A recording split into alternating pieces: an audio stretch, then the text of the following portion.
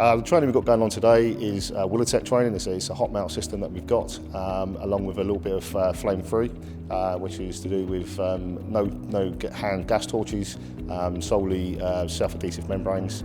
So it's a whole system coming together for the operatives when they go out on site, so they're fully aware of what we do, what we produce, and how it all goes together. The benefits of the training is we believe, and our philosophy is to upskill the workforce.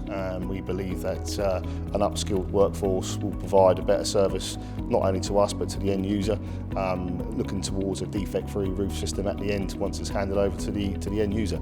Axter has been one of the UK's leading manufacturers in terms of the basic competency programme, which is BCP, which is linked to NVQs.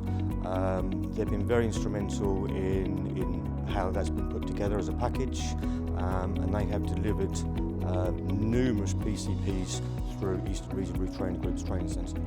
Training is incredibly important. The basics is that for the operatives to have the confidence to go out and install the Axter product to Axter's high standards.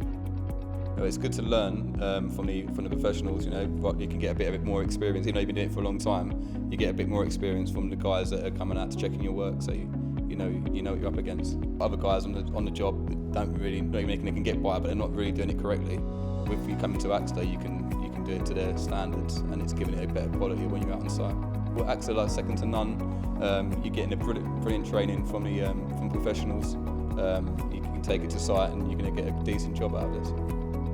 We will follow this through from the outset to the fruition, to the end product at the end. So to make sure that everything is there in place that we want as a company, what the end user wants as a company, and what the main contractors want when they're building these big projects.